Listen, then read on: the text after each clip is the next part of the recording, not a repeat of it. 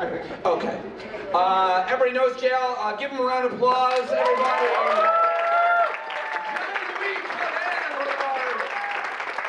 I like to say, you're a great comedian and a hilarious person in general, a great guy. But you're also one of my favorite people to talk to about important issues, and particularly politics. People love when you come on and are part of the conversation. And now you're in between regular shows because the whole thing with your podcast ending because your producer got a corporate gig, and now I almost am I'm not happy about it, but I love that you're just going on camera wherever you are on YouTube, supermarket, the Jersey Transit or whatever public transportation you're on today.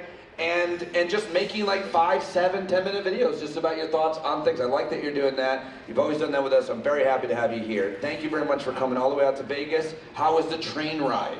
It was, it's you got to challenge yourself. My Lord and Savior David Goggins often talks about.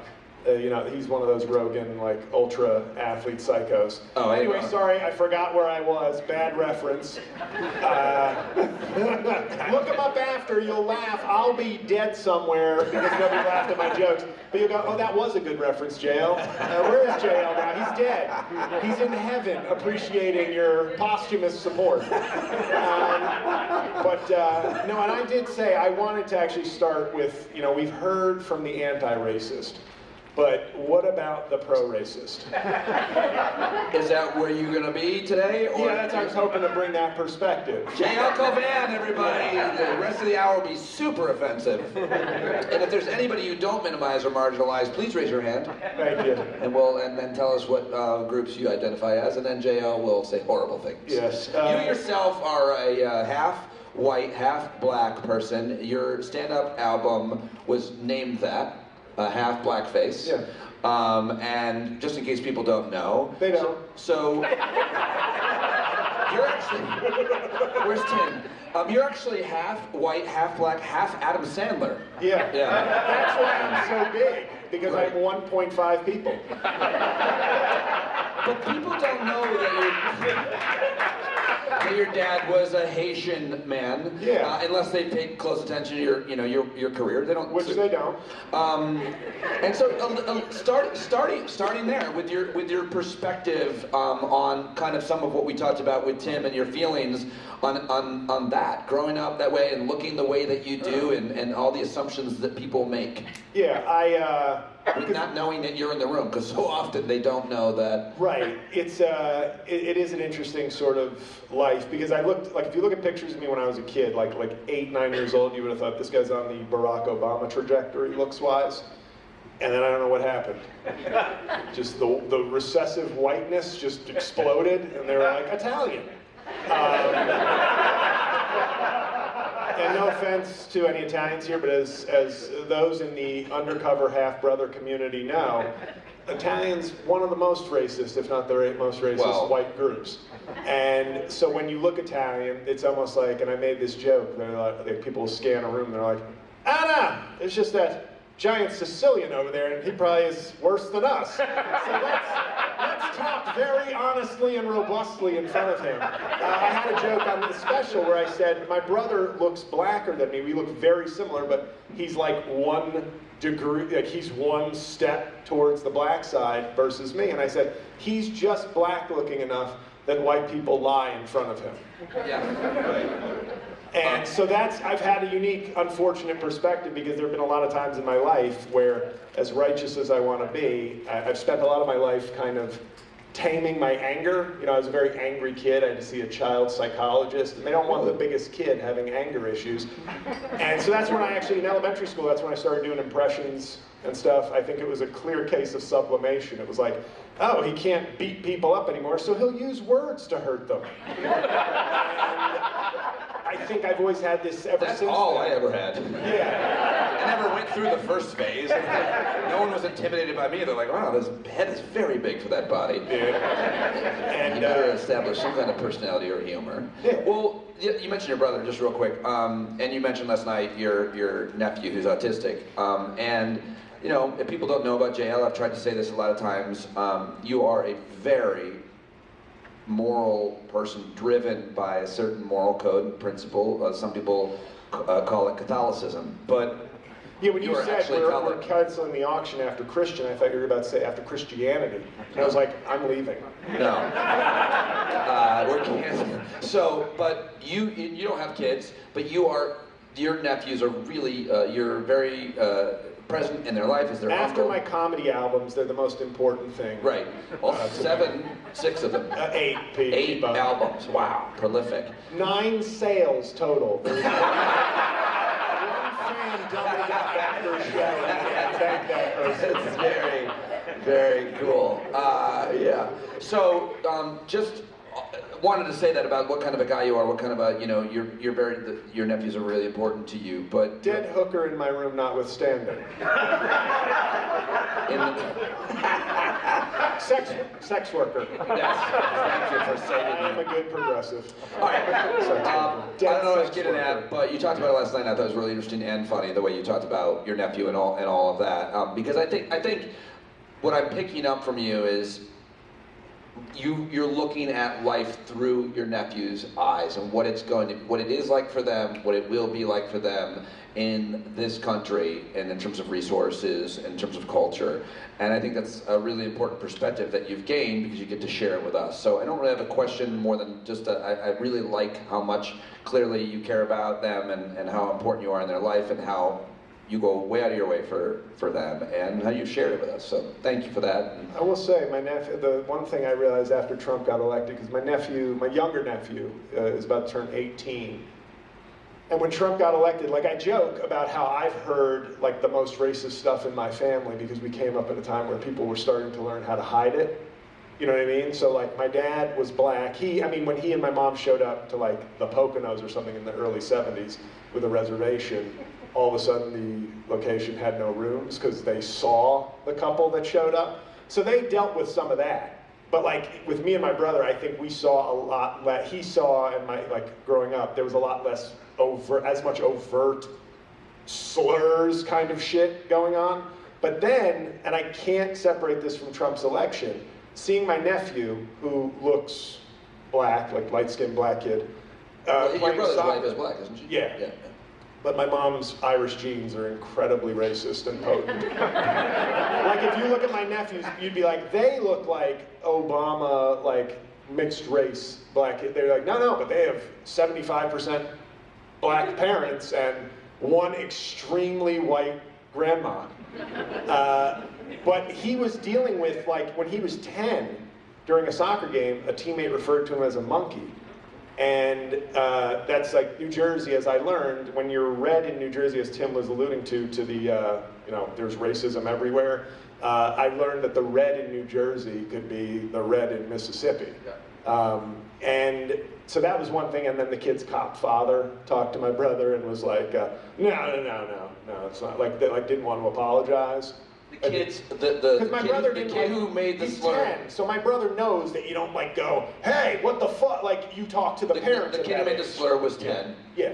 And then your brother was like, what do I do here? No, my brother was like, let me talk to the kid's dad. Yeah. That's the appropriate thing to handle at that age. And of course the man was very strident and sort of. And he happened to be a police officer. Yeah. Wow, that's a shock. He just screamed, "Blue Lives Matter, you monkey," and then left. I think we're done here. Yeah. I don't think we're going to make any change. Like, and I'm not trying to put my nephew's business out here, but like he has been this very interesting going through adolescence under Trump, where I really do believe it's not a coincidence. I think he has given permission. Like he turned this thing like, if you make a joke and the left doesn't like it, they're just being woke nannies. But then it went to, if you say anything genuinely offensive, you can also cover it with the, that's just wokeness. So like, right. a bad joke, you can argue, you can get me to convict on your side if you're going, I'm telling a joke in a club and now they're complaining about it. Okay, yeah, I'm for that freedom.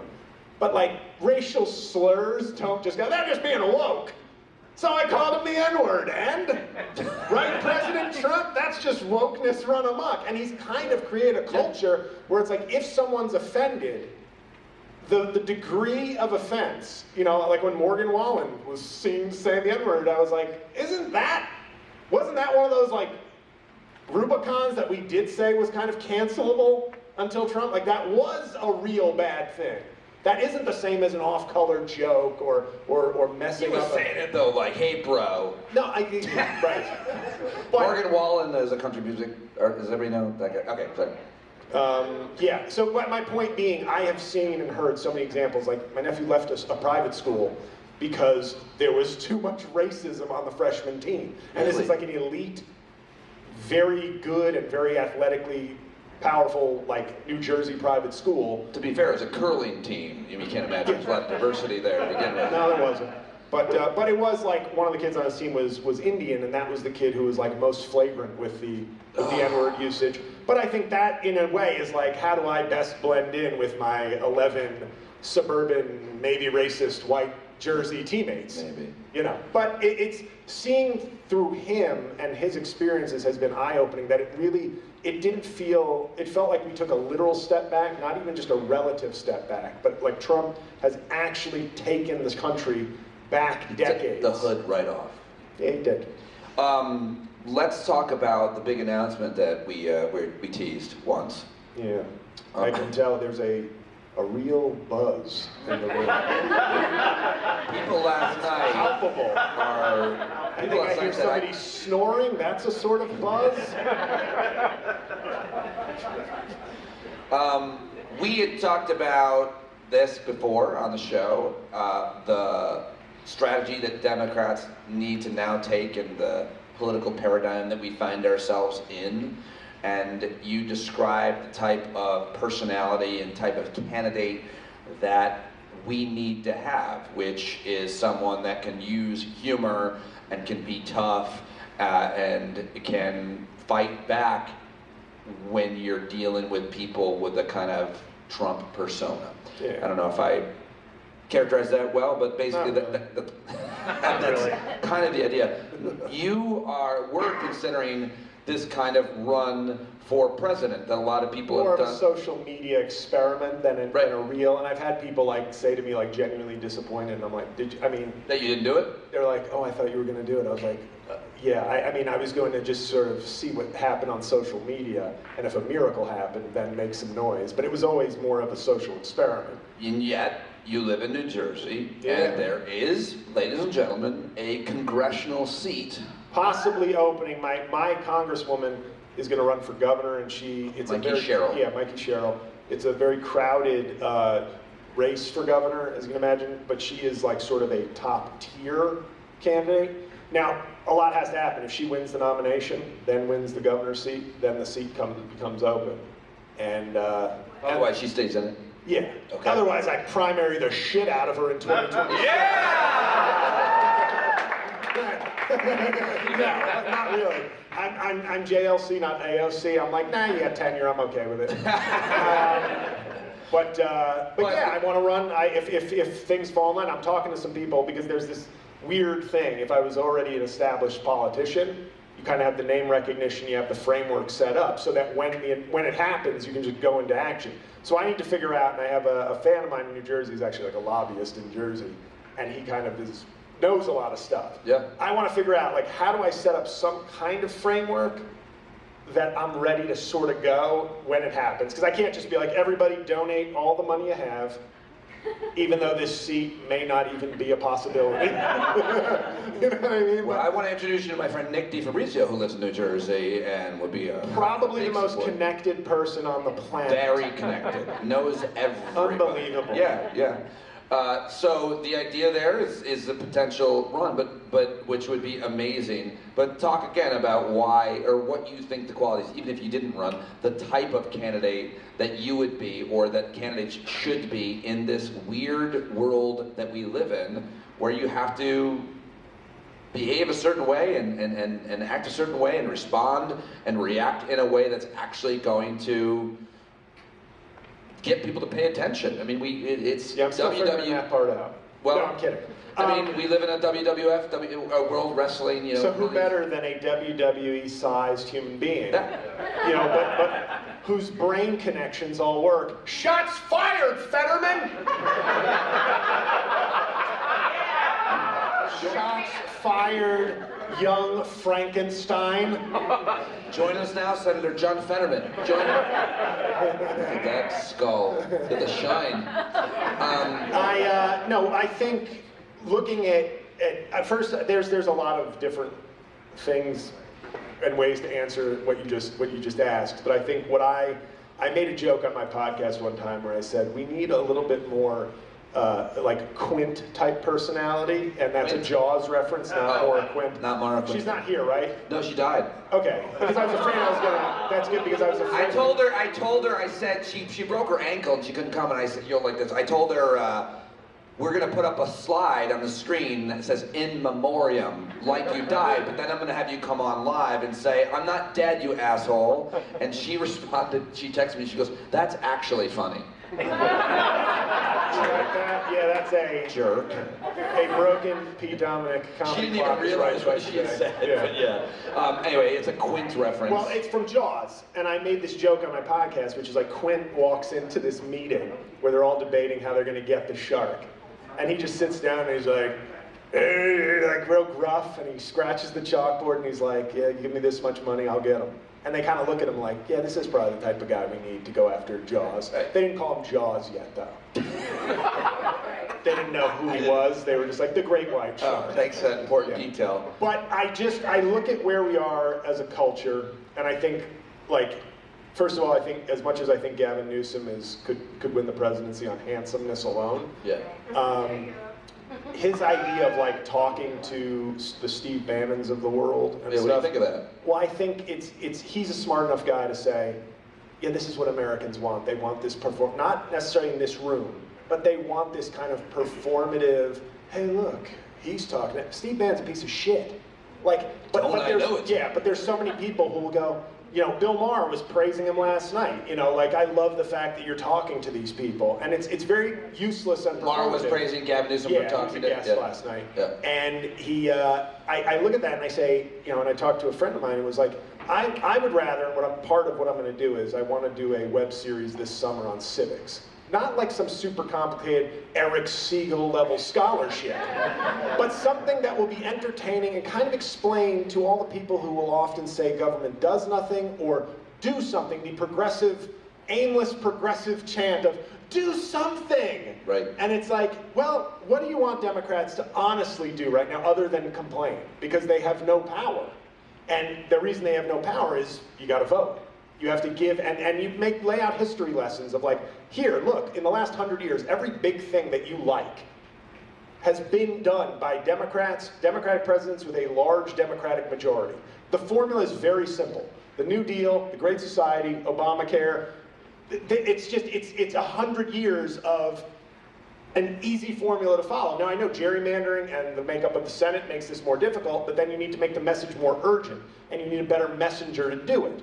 And like, I don't want to say, I have enough humility, like there are times where I go, me running for Congress, and then I go, wait, Lauren Boebert's in Congress. But then there's times where I go, but I'm a Democrat, and Democrats hold themselves to higher qualifications, higher standards, like, so it's not kind of the same thing.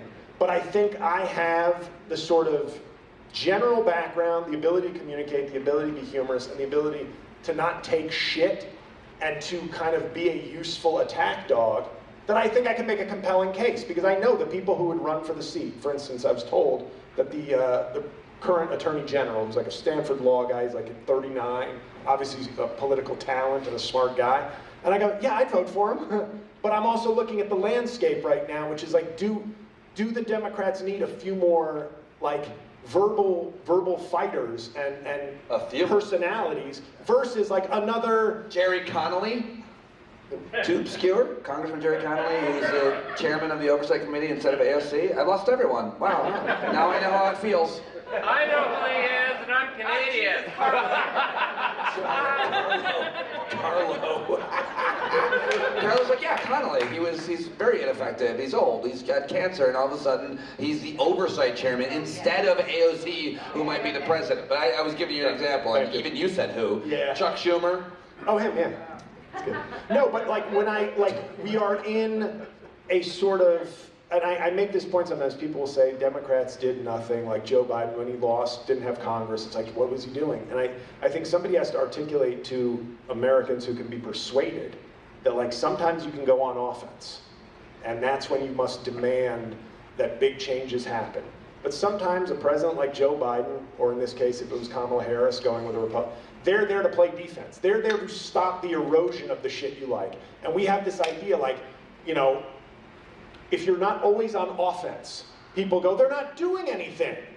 And it's like, there's another, if the country were the Bernie Sanders AOC Progressive Left Party and the Mitt Romney, Chuck Schumer, centrist for America, I'm not saying Schumer's a centrist, but you get what I'm saying. Yeah. That's a functioning country where we would constantly be making progress, because the compromises between Mitt Romney and Chuck Schumer and AOC and Bernie Sanders would be a constant wave of progress. But you have a party who is dedicated to doing absolutely nothing. Well, they hate government.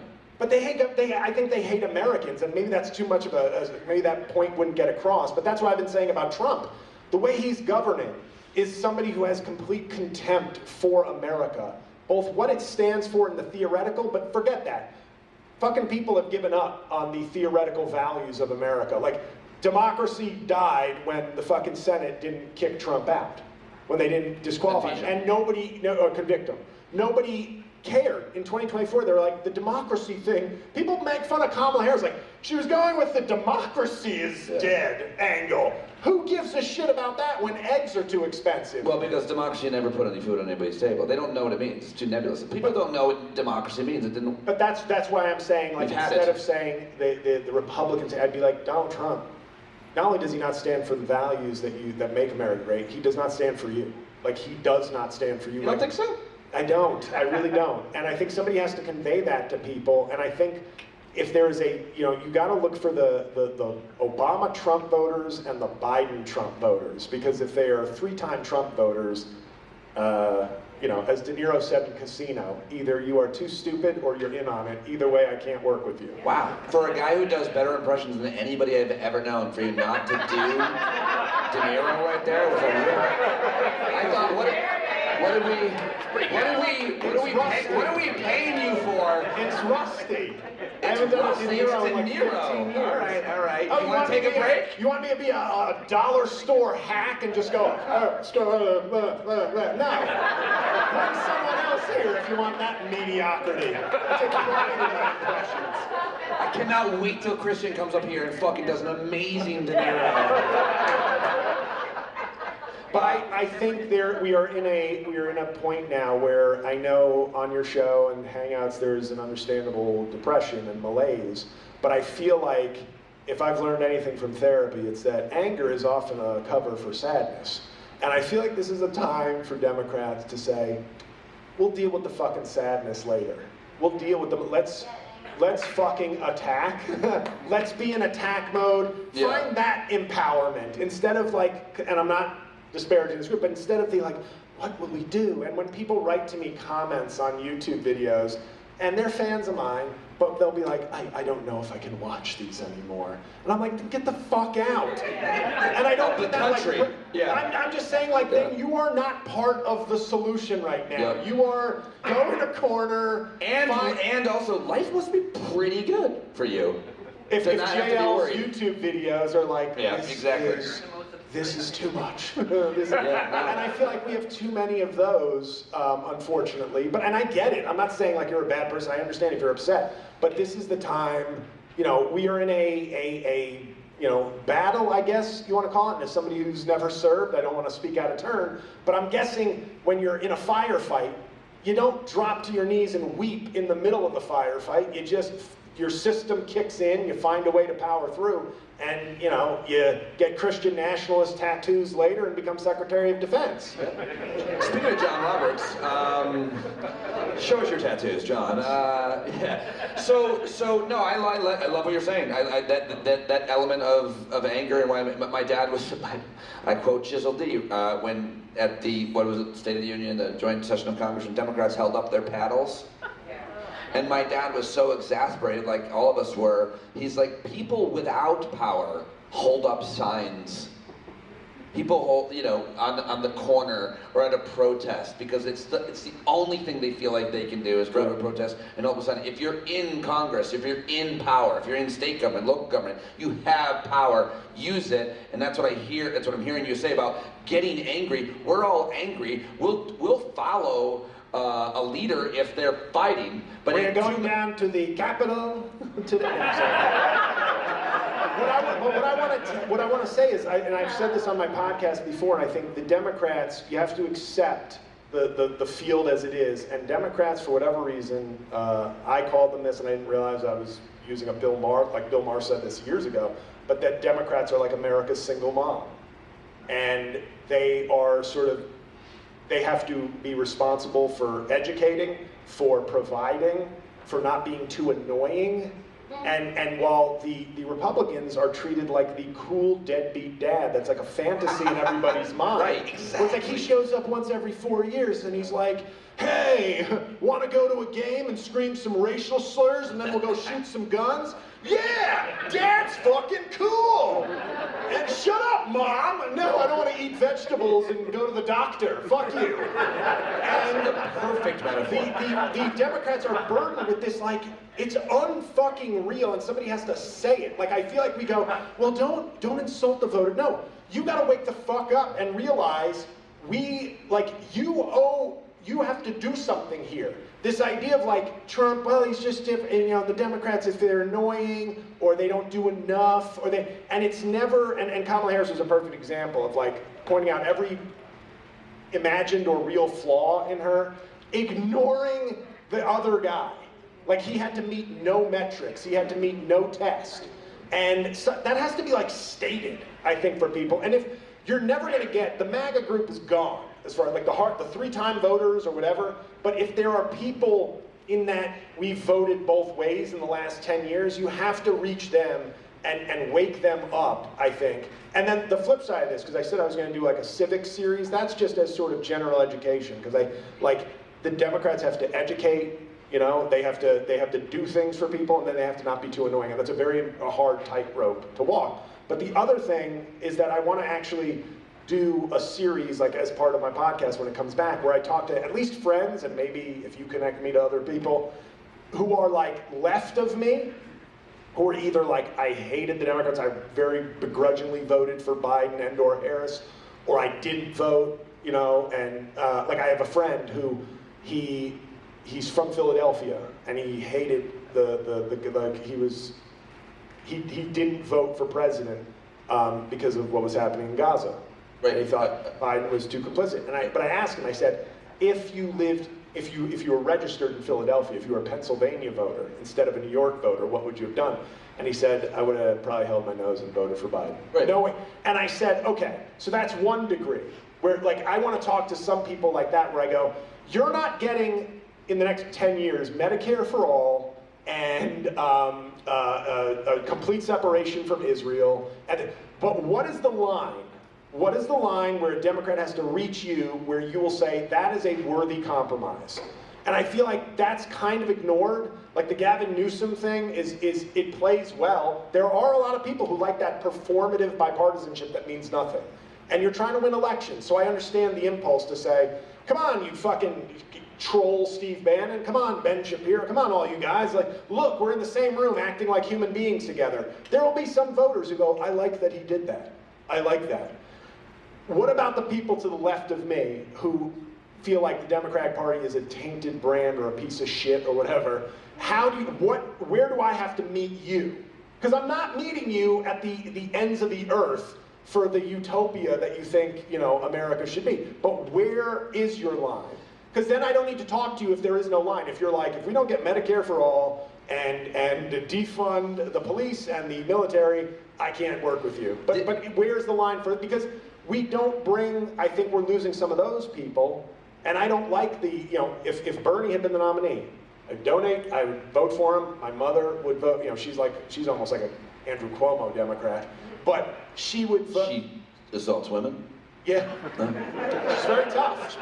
Tough lady. I didn't beat up kids in elementary school. You know, it's learned behavior. Come on. Too dark, sorry. Wait a second, hold on a second. If you're gonna make an Andrew Cuomo reference, and we're not gonna get any Andrew Cuomo, well, you know, he's running for mayor of New York now. Well, you know, Eric Adams, who is a friend, he, you know, is corrupt, and I am not corrupt. I simply take liberties with young women who don't understand the nuances of Italian charm. But I am promising every New Yorker a chicken in every pot and a ventilator in every bathroom. I was betting myself. Will every impression has a word that gets you to it. I know his Andrew Cuomo is ventilator. I also watched Karen Madison as you started doing Andrew Cuomo. She started to get creeped out. So am I about to be assaulted by this man? But I'm saying like this. There is, social media is obviously garbage, but I think there is this element of, you see a lot of the lefties who just do nothing but trash the Democratic Party, and I just think we got to make a step towards them. I'm a happy Democrat. I'm also, that's the other thing I would probably run as, and maybe people would think that was stupid, where I'm like, I'm proud to be a Democrat. I'm not one of these like, oh, our brand sucks. We fight. The fucking MAGA party is who I'm going up against, and I'm supposed to be ashamed? Or like, we're not the best anymore. We used to be so good. That's good. We're fucking the only hope. I like that. And we're not, unlike Trump, if Trump were America's only hope, he'd be like making people like, if you want me to run for president and save the country, I'd like to have sex with your daughters. He would abuse that sort of power that he would have over people the way he's doing with foreign countries. I'm not saying we're the only hope, so fucking deal with it. Right. I'm saying I love that. accept that we are the only hope, and let's make this a better hope. But here's the problem with a new hope. Fucking nerds. Same party, new hope. But here's the problem. He's like Obama. He's the new Coke of Obama. He's a worse version of the biracial thing. I get offended by you. But your entire analysis, some think, and you may be one of them, is flawed here because it rests on the idea that, I don't know what Dr. Doom and Gloom thinks, or the rest of you might think, it rests on the idea that there are going to be elections, that there's going to be a midterm election, much less a presidential election, that's going to be in any way fair and free. All of that analysis is traditional analysis about why people vote, why people think, and what would change them. The crowd, Pete. Karen is out. Your Andrew Cuomo impression was just too much. It hit too close to home. So do you? I mean, to you, and then this is my last. Like, I would love for JL, everybody to interact, and also we're gonna do some. Maybe we'll get them to be some people that aren't him in a minute. So please, if anybody has any questions for JL, we're gonna turn to that next. But just in terms of and this question, do we have more elections coming? Yes. I think we do. I don't like. We're going to have midterms, and then he's going to lose. I just have to. I assume the House, and I'm not saying that like I think he's going to lose the House because I think he's doing. Round of applause. You think he loses the House in the midterm? He's doing a legitimate. Siegel is not shaking. Siegel does not. Well, to be fair, he's sleeping. Oh, he died. The Democrats will actually get more votes in the House than the Republicans will, but that does not mean they will take the House. I don't think it's going to be fair. They get more votes, but doesn't mean they don't take the majority. But I believe they will. I think Trump, because I think what people don't realize, and as the Trump whisperer here, he is on a different level for him now, which is like maniacal, psycho, cut the brakes on my car, I'm not stopping. And that's going to turn off some people. Like, what's happening with the economy right now, he is not a victim of that. He is like perpetrating that as directly as humanly possible. It's not like he's in a typical situation where like presidents don't control the economy. He's doing everything he can to fuck it up because I think he believes, A, that tariffs are the way, and that people who dissuaded him from that in the first term were wrong. And so now he is, it's not originalism as faith, it's tariffs as faith. You're not going to shake him from what he's doing. Because he's like, there's no re-election. There's just, I'm going to prove to everybody, I'm going to prove to my daddy that I'm good and smart, and all the people who told me, I'm sorry, I'm speaking as myself now. No, I'm going to prove to everybody who thought I was dumb or that they knew better than me, I'm going to prove to them. This is like a mission, a faith-based, like, drive off a cliff, his Thelma and Louise moment. He doesn't give a fuck what happens to the country. He's rich, he's powerful, and his mission in this is to prove he's right. It's not an agenda or policy. And I think it's going to fuck up because he's wrong, and he's got nobody stopping him. Well, I hope you're right, but let me just ask you one more quick one. I'm no conspiracy theory. Anybody who knows me, I hate them, and I hate, not hate, but it's so frustrated that people believe certain shit. But, you know, a lot of people think that Trump, that Putin has something on Trump. Well, that's not what I'm asking you. What I'm asking you is, what does Elon have on Trump other than the obvious billions of dollars that he can use to finance primary campaigns, much less Trump's campaigns? Because no one's talking about this. I'm obsessed with this. Donald Trump took Elon Musk's small child out for a walk. And I can't stop thinking about it because Donald Trump hates everyone, especially hates kids. Just him and X? Yes. Especially hates kids, and definitely hates that kid. And he was walking around with him, and I can't stop thinking that Elon did that to show that he is running the show. He's like, did Elon tell Trump to take his kid out? Sir, I have to go to the department today and fire some people for no reason. So X really liked his time in the White House with President Trump. So would you mind, could you just take him for a walk around the White House, please? Can you do both sides, please? Elon, you know, your kid, he's sort of trying to steal a spot. You remember when I was in the Oval Office, and X, we call him X.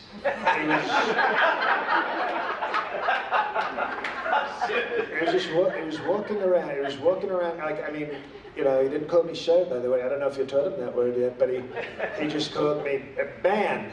He called me man, and I said, no, X, it's sir. It's called sir. So, you know, that's a fair point, President Trump. But you could maybe teach him. You could walk around the White House and you could teach him to use the right sir. You could teach. I think you should teach him, sir. Give it up. Come on.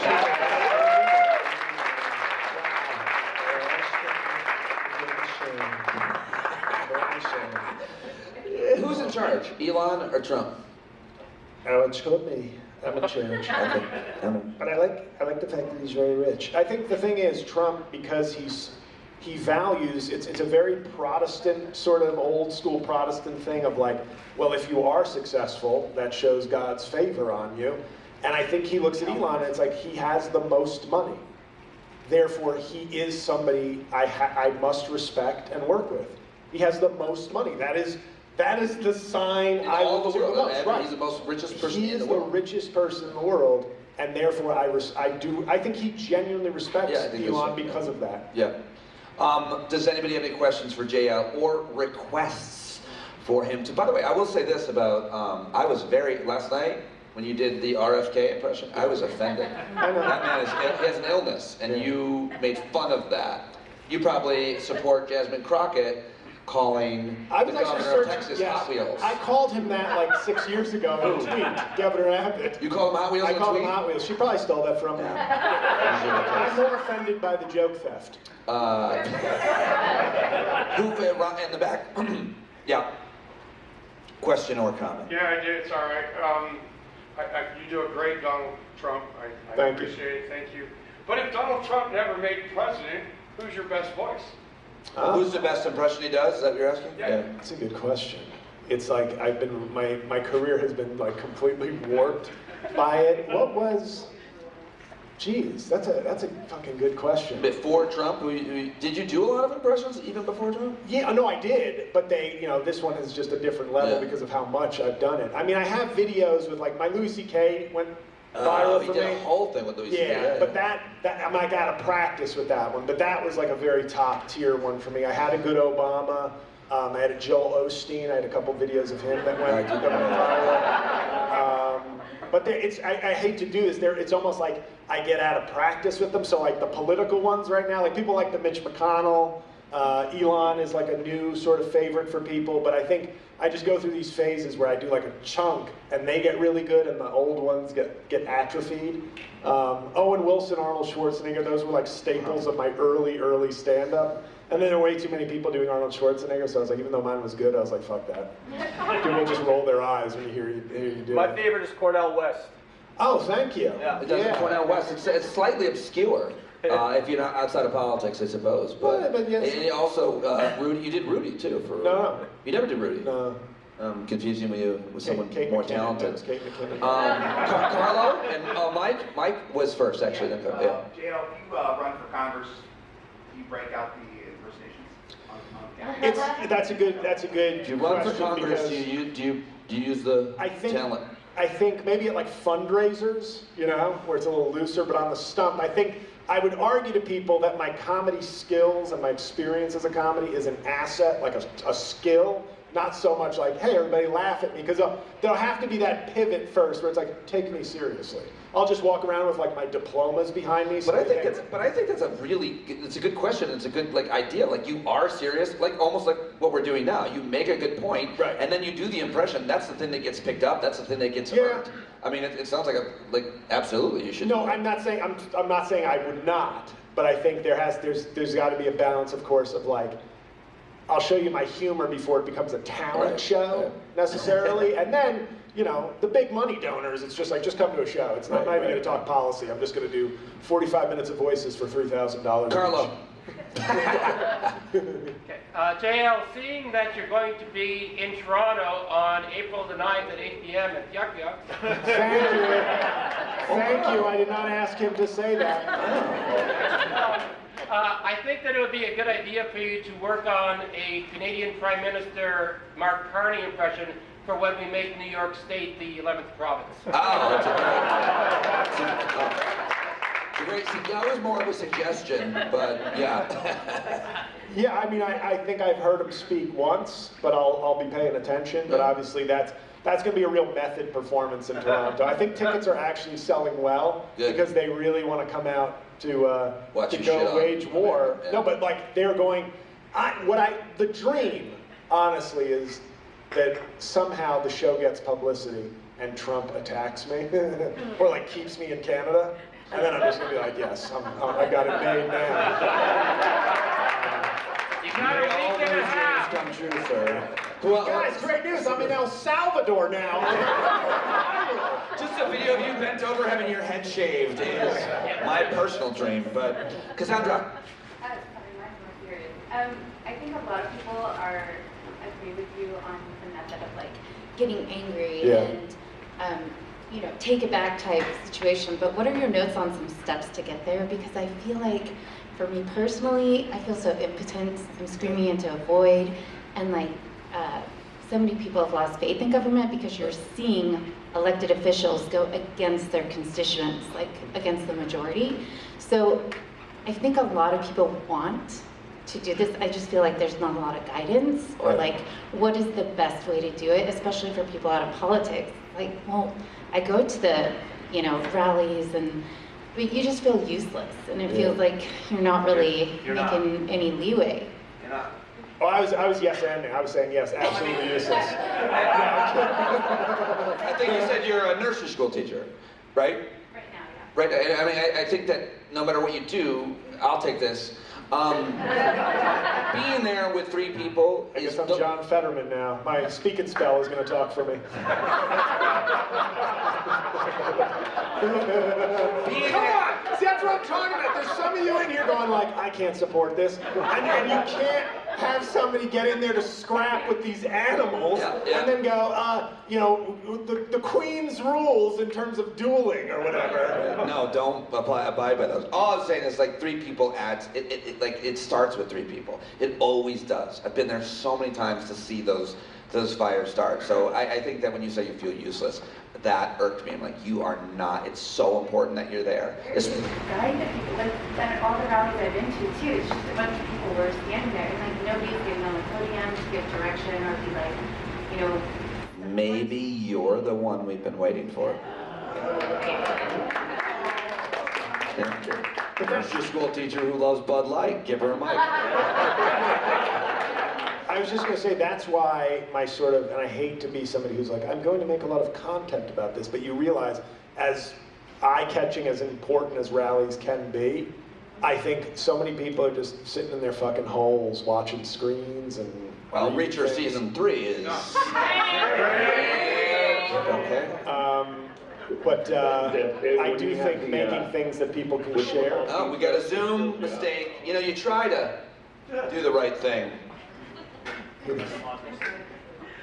Go ahead, JL. Well, I just think that I feel like making shareable things that educate people, and I don't want to say inspire in a cheesy way, motivate. I feel like motivate is better than inspire. Inspire is the lofty shit that like once in a generation comes along, like Obama's inspiring. Most days we need motivation, not inspiration.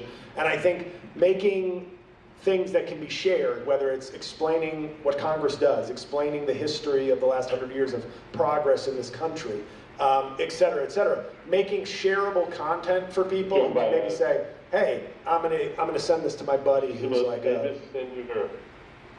So. That's Elon, I think it sounds like. I've hacked the Zoom. It opened up Woodstock. I'll take a second. I wasn't there either. Hey, whoever's on Zoom, your mic is open and your weird Woodstock conversation. That would be Neil. Neil is headed to Woodstock. I just killed it. Give it up for Neil! Interruption. That was a good question, a really important question, and I think you answered it. Or we talked about it. Did anybody else? We're almost out of time here. Chris? Point of hope. I'm from Pennsylvania. If it's a point of hope, take the mic, if you wouldn't mind. Yeah, if you didn't see the news this week, we did flip a seat in Lancaster County, Pennsylvania. It's been 136 years since we've had a Republican or a Democrat in that spot. Yeah. So this is Amish country. This is super conservative.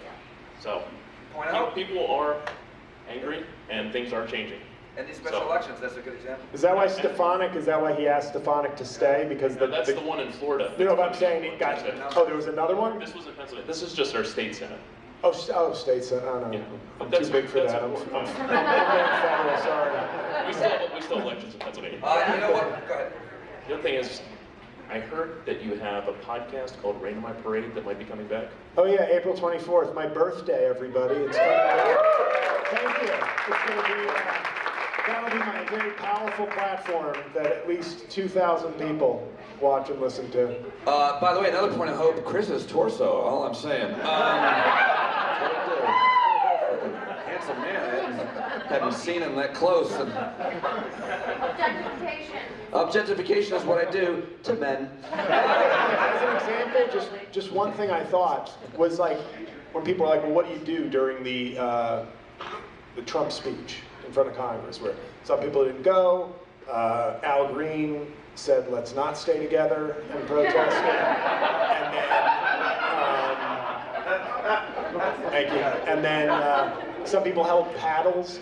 And all I kept thinking was, you know what the Democrats should have done? And I would say somebody like AOC would have been a good choice for this, but in a way not. Like, as I watch a guy like John Ossoff, who might lose his Senate seat, I look at him as a guy, maybe he's kind of the answer, like in terms of somebody who should run in 2028.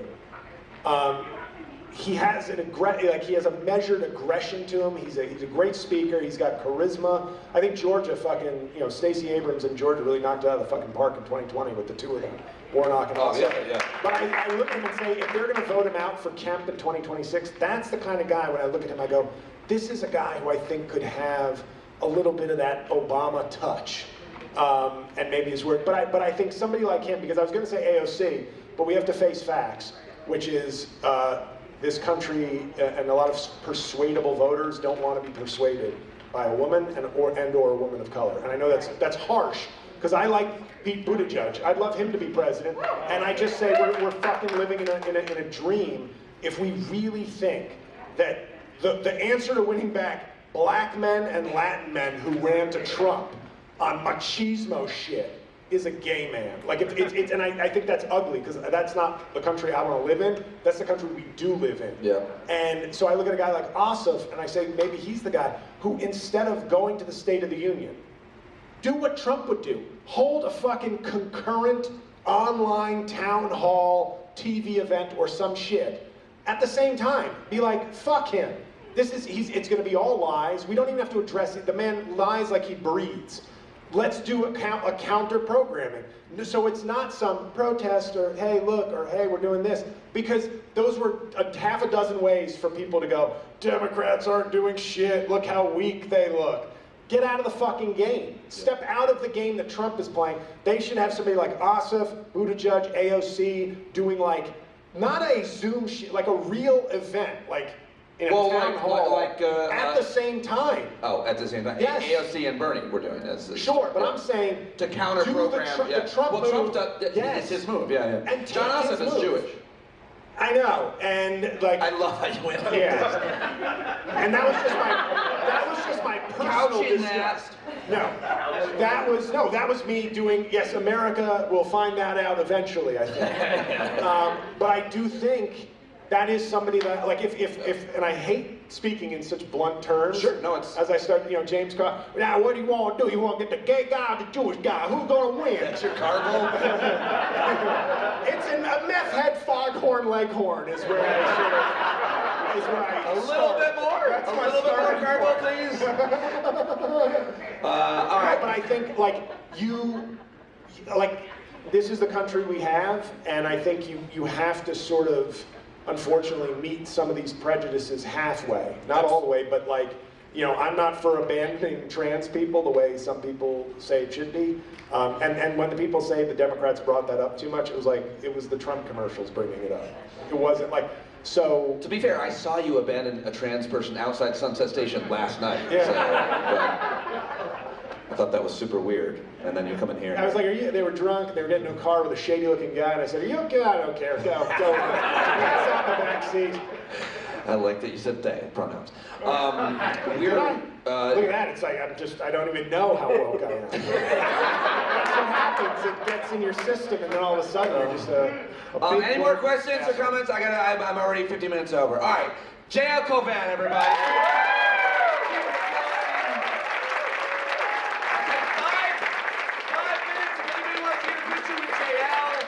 We'll be 5 minutes, we'll come right back with Christian Bennigan and wrap it up.